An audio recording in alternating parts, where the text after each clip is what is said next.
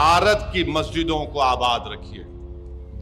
ہر باپ کی ذمہ داری ہے کہ جب بچہ بڑا ہو جائے تو اپنے ساتھ اولاد کو صرف جمعے کے دن یا عید کی نماز میں یا رمضان میں نہیں بلکہ روز مسجد کو لے کر جاؤ آپ۔ میں جب یہ بات کرنا شروع کیا 1-1.5 مہینہ پہلے تو مندلس کے مخالفین نے کہا کہ اسد الدین اویسی جذباتی بات کر رہے ہیں، ڈرا رہے ہیں۔ ارے ظالموں، مسجد کو آباد کرنا میرا فریضہ ہے، اغیاروں کا نہیں ہے۔ دلی میں 600 سال پرانی مسجد کو شہید کر کے رکھ دیے۔ اب آپ دیکھ رہے تماشے جو ہو رہے ہیں کہ کس طریقے سے مسجد کو چھین لیا جائے۔ لوگ تنقید کرتے ہیں، مجھے پرواہ نہیں ہے، اس کی بھاڑ میں جائے وہ لوگ۔ آپ کے سامنے ایک زندہ مثال پیش کر رہا ہوں۔ 20,000 بچے غزہ میں شہید ہو گئے۔ 20,000 بچے غزہ میں شہید ہو گئے۔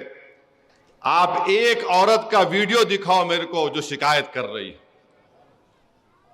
ایک ماں کا ویڈیو دکھاؤ جو شکایت کر رہی ہے۔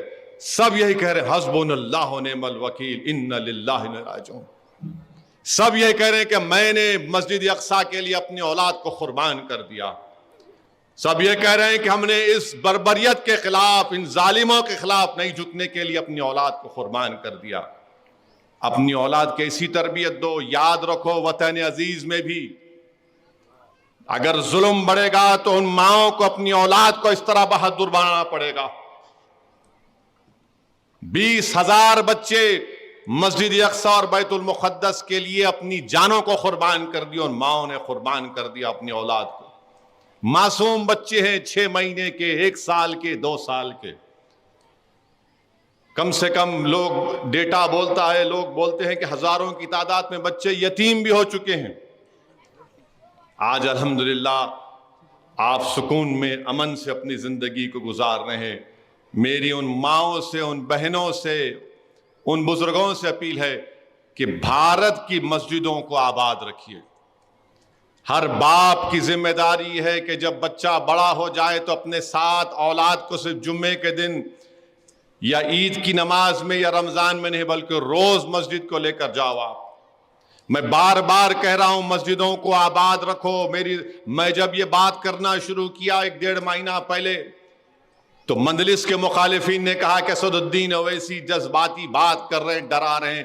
ارے ظالموں، مسجد کو آباد کرنا میرا فریضہ ہے، اغیاروں کا نہیں ہے۔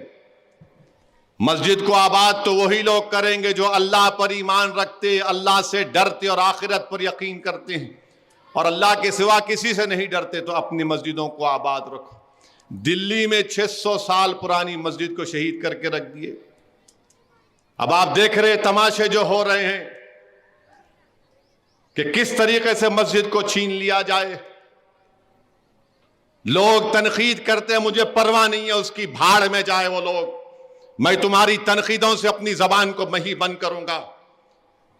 تم اگر یہ سمجھ رہے ہو کہ مجھ پر گالی دینے سے، تنقید کرنے سے ہو تو جھوٹ ہے۔ ارے خبر میں تم میری نہیں آؤ گے، آخرت میں تم میرا حساب کتاب تم نہیں کرو گے، اللہ کرے گا۔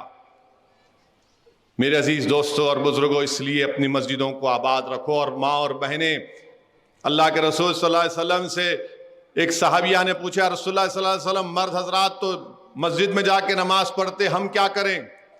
تو رسول اللہ صلی اللہ علیہ وسلم نے فرمایا کہ اگر آپ گھر میں نماز پڑھیں گے تو اسی طرح آپ کو ثواب ملے گا جو مسجد میں با جماعت جا کر نماز پڑھتا ہے۔